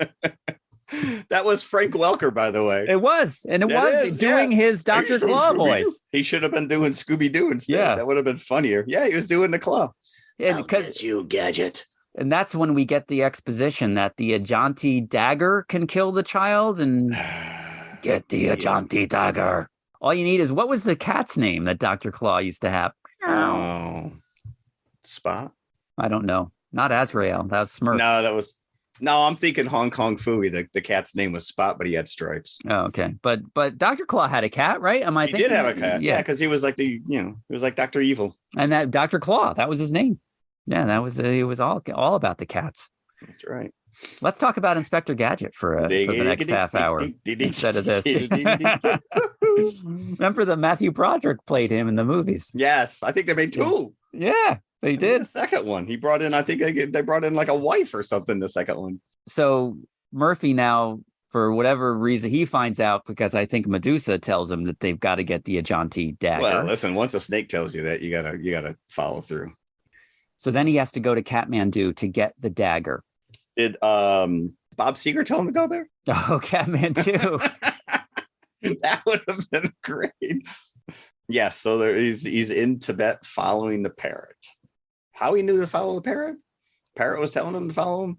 But he comes upon Victor Wong. Now, I should point out that this came out the same year as Big Trouble in Little China. Yeah, Victor Wong had a good year. And so Victor Wong is in both movies. James Hong is in both movies.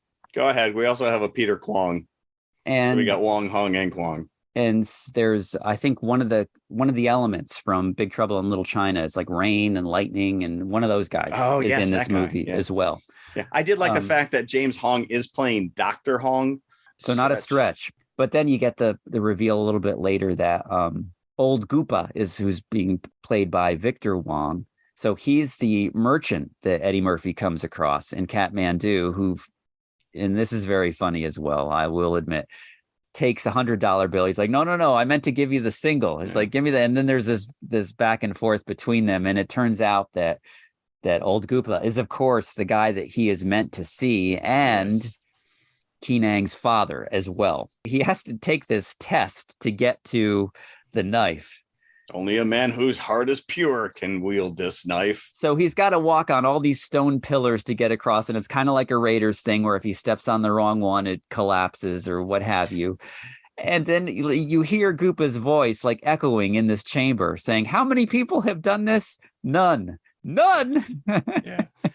But he makes a Monty Hall reference, and I'm like, nobody today would know who I know, because he keeps calling Goopa Monty. And then he flicks the quarter. There's ground. And he flicks the quarter and he listens and he can. Just nothing.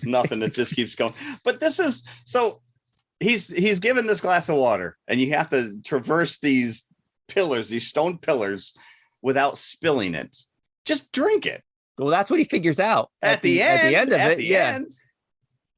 Well, But you know how how? you're not supposed to- But you can't actually drink every last drop. There's going to be some residue Listen, of you're water, gonna tell me right? if you watch this movie in slow motion, there's no way he did not spill it. Yeah, it does say that there are visible really? scenes Oh, where good. he spills It's water. like, come on, it's like the one thing you're not supposed to do. So yeah, this whole sequence I think is Yeah. very funny, and if Yeah. they could sustain This whole that movie, level, right? If you're gonna straight up spoof Raiders of the Lost Ark or any of these, right? Something along those lines where he has to go through these ridiculous trials would have made for a better movie.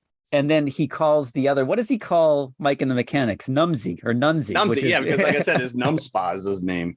Which you're right. You could have been spoofing this guy every time you're encountering him, but yes. And of course, Mike and the Mechanics is not really a human. He's some kind of a demon that reveals himself at the end, which Made is out of completely claymation and not a very good design like I said, either. Even that is the one takeaway from this movie when I walked out of the theater. I'm like, because it's a cool reveal, but it's just like either go all in. You know, you mentioned, Big Trouble in Little China, which kind of really leans into this goofiness, and this doesn't. It's middling, which is unfortunate because it could have been a great movie. I mean, you make fun of this stuff like a Ghostbusters or because the ending is really like an action movie type ending where there's not a lot to laugh at. So I just wondering, it would be a fascinating exercise to watch this movie before they added, or maybe it would be unbearable to watch it before they added the funny stuff. I'm surprised it's never shown up on disc as a director's cut. Even the director's like, yeah, no. So, and at one point, the Medusa is revealed towards the end, and that's like a terrible stop motion as well. There is one joke thrown in during the final battle when he actually rescues the kid. And again, like I said, the kid is completely chill. And Murphy actually says, "Did somebody give you a Valium?" Right. Yeah, the kid, like I said, the kid was never in danger in any way, shape, or form. Right. Yeah, I don't know. I still don't understand how he was the chosen one. He didn't show me anything. Him getting the knife was the reason he was the chosen one. But what if I got there and then couldn't get the knife? And then like, crap. I guess he wasn't. Yeah. But he needs the knife. I guess the knife, it does double duty. It could either kill the golden child or just kill the demon that has kidnapped the golden child, and that's what it ends up doing. Because I would have just killed myself and gotten out of this movie. Murphy stabs Mike and the Mechanics, and there's a final jump scare. Is that why they never made a second album? I guess so. No. There's a couple cringy things in here, like early on when he's at the newsstand hanging up the flyer for the missing kid. And he catches the guy reading the naughty magazine, Chunky Butts. I'm not going to use the other word. Yes. Yeah. And he just like looks over his shoulder. He's like, chunky ass. and so when you realize that they had to go back and film funny scenes like this sticks out, right, again, like, no pun intended. Yeah. Yeah. That's funny. So are you going to buy that? It's not a library. But we were talking about the goodwill afforded to Gareth Edwards with our previous film. And again, as you said, Murphy was at the height of his powers, coming off multiple hits with this movie. So I think there was a lot of goodwill towards him because on a 12, it's very ambiguous what the budget was. I think the higher estimates are 25 million, but still it made 150 at the box office, 150 million. Nothing compared to what your Beverly Hills Cop made. So I think it was a disappointment for Paramount. Is why he launched back into Beverly Hills Cop 2 the very next year. Right. He's like, yeah, we need to go back to that well. But listen, it's 94 minutes. You're in and out. Yeah. But, back then, not like now, we talk about the creator. This thing will be on streaming in a month. And anybody who doesn't want to go sit in the theater can watch it. You missed this movie. It's not coming out in VHS for 2 years. Right. Yeah. And it's going to cost you $89 point of purchase, or you're going to have to go to multiple Blockbuster Fridays and hope that there's a copy when it drops. Because you're right. Yeah. His name alone was enough to get you in the door. So, yeah, he's not a fan of this movie. This was a quote from 1989. So this is like around the time that Coming to America came out. Once again, Coming to America, I mean, that was huge. Yeah. So he says in the interview, My pictures make their money back, no matter how I feel, for instance, about The Golden Child, which was a piece of shit. That movie made more than 100 million. So who am I to say it sucks? Do you think he holds this one in higher regard than Haunted Mansion? I think he probably does. I think this probably was a bigger hit than Haunted Mansion. Roger Ebert gave this a positive review. He gave it 3 out of 4 stars. The Golden Child may not be the Eddie Murphy movie we were waiting for, but it will do. It is funnier. Will do. It is funnier, more assured, and more tailored to Murphy than Beverly Hills Cop. What? Oh, he must have been tripping on mushrooms that day. To each his own. But again, it's the experience when you walk into the theater. How many times do we talk about it? You know, sometimes you take baggage with you, sometimes you don't. Sometimes you're just looking to be entertained. Apparently, Roger was entertained that day. Leonard Maltin says in a retrospective review, a box office smash, but have you ever met anyone who says they liked it? Go meet Roger Ebert. He's right across the street. He liked it. And Charles Dance, who played Mike and the Mechanics in this movie, Sardo Numpspa or whatever, Numpsy. That may be the dumbest name in cinematic history.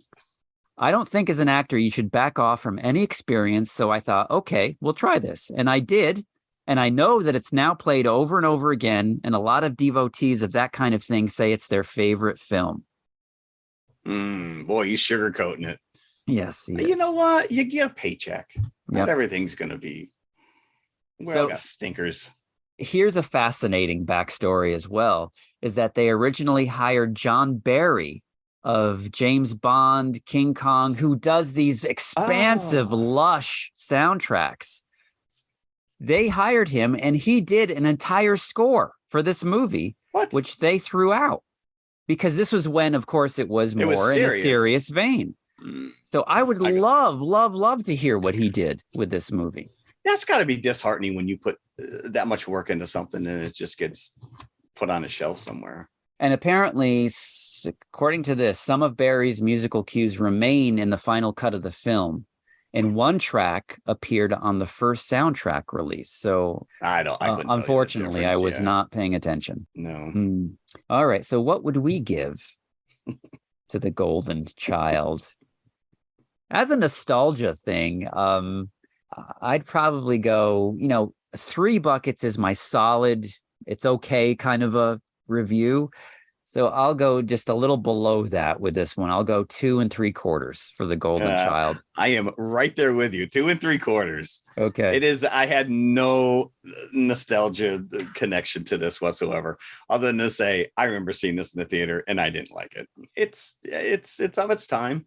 It wasn't his best movie. It's kind of disheartening to hear that they butchered it, trying to make it something that it wasn't intended to be. So right. Who knows what everyone signed on board at one point for a different movie. So what that was, we'll never know. We'll never know. So, and yes, the devil creature at the end still looks hokey. Hokey's being kind. I know, but there were some artists working with limitations of the day, and that was what they came up with. So I won't take that away from them. All right. So what else did we do this week? I had 2 weeks off, so I had plenty to do. And to be honest with you, we did a whole lot of nothing, which was fine by me. I did go back and rewatch the entire season of Ahsoka leading into the season finale. So you've seen the show twice? Yes. I'm assuming you watched the last episode? Yep, I did. I saw the whole thing. All right. So I will say 8 episodes. So there's not a lot to go on. I really enjoyed it, watching it all in one sitting. The second time around, everything kind of coalesced a little bit more. It made more sense. There's a lot of stuff that they're pulling from, Rebels and from Clone Wars that's, taken on a week by week basis. Sometimes you're like, wait, what does that mean? Or I don't understand. And so watching it together, it really worked. But having said that, the season finale was a big letdown. It was building up to something that, it's not going to end. They're not going to tie up all the loose ends, but I feel like they went out of their way to make Thrawn this big new threat. He's the new Vader in the universe, and he's going to be the overriding Thanos in the Star Wars universe going forward. We already know that Filoni will be making a Star Wars movie that will be wrapping up Book of Boba Fett, Mandalorian, and Ahsoka in one theatrical. So is he not using any of the Abrams trilogy stuff? Because obviously there's no reference to Thrawn in those movies. No, but what they're trying to do, and you kind of see it, is bridge that gap, because all of this takes place. And so yeah, you're right. Thrawn is never mentioned in any of the sequels. But like one of the rumors that I read, because it's left ambiguous, is at the end when the Chimera, the giant Star Destroyer, when they leave the planet, their cargo hold is full of these crates. And then no one really seems to know what they are. And somebody had pointed out that they could potentially be the followers of the Emperor that we see in the last movie, The Rise of Skywalker, that were worshiping at the feet of the Emperor, the rebirthed Emperor. Whether that's true or not, who knows? But the name of the episode, The Jedi, the Witch, and the Warlord, I immediately went Wizard of Oz.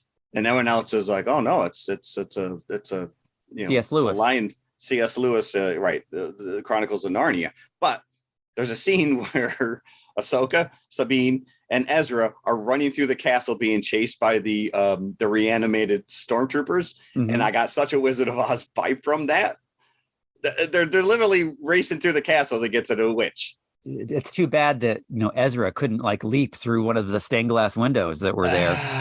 Yeah. I just want to say that visually, I love that one, the head stormtrooper guy that actually has the face, the golden face and the helmet. Yeah. But I will say, talk about the Golden Child having a Valium. I have read some criticism that Thrawn in this is very underwhelming. He's like a slow burn kind of a guy. Yeah, because in the books and in the comics and the novels and all, and even in the Clone Wars, he's made to be this brilliant tactician, and yet everything he does doesn't result in anything. He's like, all right, well, we'll send 2 TIE fighters, and they take him out, and he's like, all right, well, maybe we'll send ground crew. It's like, well, just you got giant spaceship right here, just blast them. Just like the creator, there's leaps in logic, and you just go on board. But I don't know. Ezra rebuilding his lightsaber, and it's like, well, I guess we just had kyber crystals laying around. I don't know. Yeah. They have not greenlit season 2 yet, but I can't imagine that they won't. Yeah, season 2, because again, they're like, you got Ahsoka and Sabine trapped on this planet now. The ship's gone with Thrawn and all of his army and the witches.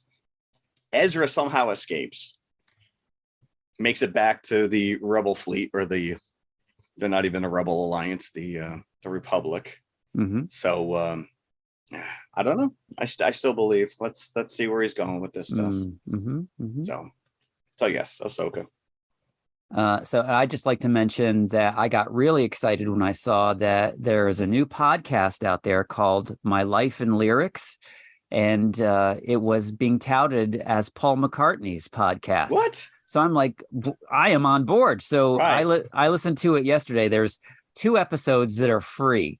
And if you subscribe to this, I forget what the service's name is. If you subscribe and you pay a fee, I gotta have to pay for podcasts. No, you get to listen to all episodes right now ad free. But if you don't pay, you've got to wait week to week. I'm like, I am happy with waiting week to week. Right. It's not like someone's going to come up, dude, did you hear what happened this week? So it's a little bit disappointing, because all it is somebody interviewing Paul McCartney about a different song every episode. So here I am thinking he's going to be like us in his home studio, talking, into a microphone, like a typical podcast that just happens to be interviewing him. No, well, he came out with a 2-volume book, I think about a year ago, called My Life in Lyrics. And it's pretty much every one of his songs where he goes into detail about the writing of this song. So this podcast, quote unquote, are the interviews, the taped interviews that they were like transcripts. These books were produced by. So why wouldn't I just buy the book?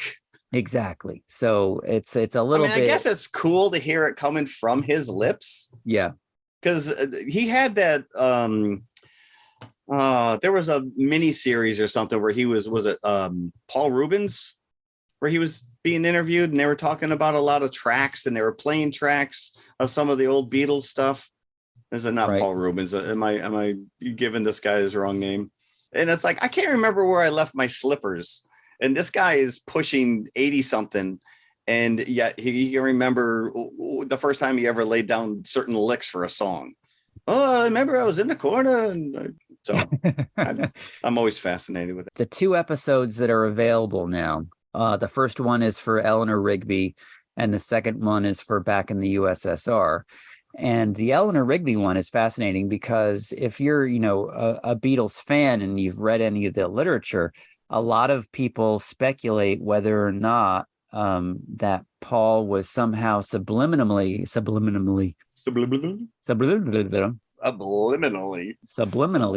influenced by a gravestone in a Liverpool graveyard, which is for an Eleanor Rigby. And he denies that that's what he used to get the name, because he used it. He said specifically how, and I think Eleanor was taken from Eleanor Braun, who was a co-star of theirs in Help, and Rigby he got from a store window or a store name. It is a coincidence. He admits that, yeah, there's this gravestone in this Liverpool graveyard, which I have been to, and I probably did see it, but that's not where I got the name for the song.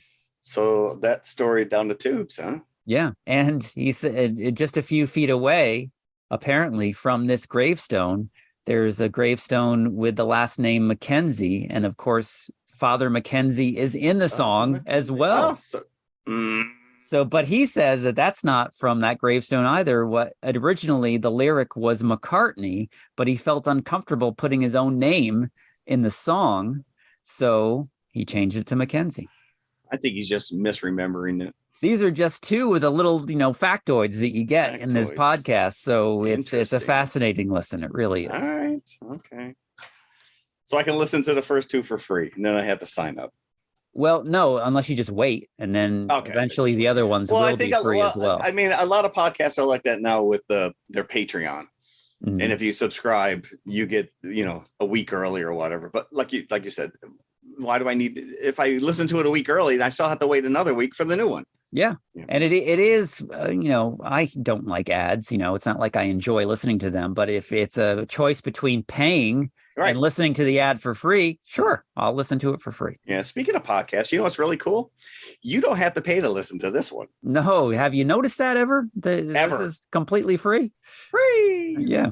That's hard to believe. We would never in a million years be able to justify a Patreon at this point. No, we had to back off every other week. Imagine if we had to create user content just for our paid subscribers. Yeah, yes, but that's a lot of work for 2 people. Even though it is free, we still appreciate every single one of you that is absolutely listening for free. Listen, yes. you have us going for 299 episodes. Exactly. So speaking of that, our next episode is going to be number 300. 300? How did we get here? I don't know. It's amazing that there's still movies out there that we haven't touched. There's a ton of movies that we can put on a list, and then it's like, all right, maybe we'll do it next week. Yeah, considering we do like generally 2 movies a show, that's just boggles my mind. Yeah. I guess it'd get old after a while. We just did all the hits. We need some B-sides every now and again, right? I know. And speaking of B-sides, next week is going to be a humdinger. We figured let's do something fun for our 300th episode. And what's more fun than to talk about a craptacular movie or movies in this case? Fantastic. Yes. The crappier, the better. Yeah. Too bad we already covered Killer Clowns from Outer Space. I know. We've done so many already. I'm going to have to dig deep. Although I will tell you, I already have my concession stand treat chosen. based on this idea of being craptastic. Oh, excellent. So should we just hold off then on announcing what since you probably don't have one yet? I don't have one yet. I know Okay. you've already gone into your Yes. vast library of crappy movies, but I need to think about this for a little bit. All right. So again, since we are bi-weekly, it's going to be in 2 weeks, our 300th episode. So we hope you come back. Yes. Thank you very much for listening, and go check out The Creator. At least reward the studio and the creatives involved for making something different. Yeah, and visually it's amazing. Yes. Apparently it is out on IMAX screens, which unfortunately I didn't get to see, but I can only imagine it's fabulous in IMAX. It's probably like sitting in that sphere. Yeah. There's too much to look at. All right. By the way, don't watch The Golden Child. Do yourself a favor. Don't. Or maybe you do. Maybe you're like, wow, I haven't seen that movie. Hey, Mike and the Mechanic said there's Mike apparently a cult. Yeah, a cult of one, I think it is. Yeah. So there you go. All right, next week, 300. Woo! Yeah. Thanks for listening. All right, thank you. Right, bye. Bye. That'd be terrible if we did like 5 takes and we didn't record it. We've done that before. Yep. A Joker episode. Okay. 5, 4, 3, 2, 1. Should I say hey everybody like I do on the other? Sure. Okay. Don't. Okay. Hey everybody, if you like what you just heard, be sure to follow TMI Confessionals of the Nerd Kind on Apple Podcast, iHeartRadio, Spotify, or whatever you listen to your favorite podcasts on. Be sure to hit that subscribe button and then share it with your fellow movie nerd friends. It means the world to us and helps our listenership grow. You can also find us on all of the socials, Instagram and Twitter at Quitter. Just start again. I can fix it in post. Okay. You can also find us on all of the socials, Instagram and Twitter at TMI_podcast 2018. We're on Facebook and YouTube as well. Just look for the Popcorn Bucket. You can help support this show by visiting our TeePublic page for some TMI branded goodies such as hoodies, t-shirts, mugs, and stickers. tpublic.com/TMI Confessionals, all one word. A 5-star review would be incredibly nice as well. I'm just saying. Thanks again for listening. We truly appreciate you. Be sure to come back next week. We'll save some popcorn for you. And cut. All right. That was painless, right? Hey, lady. I need some duct tape.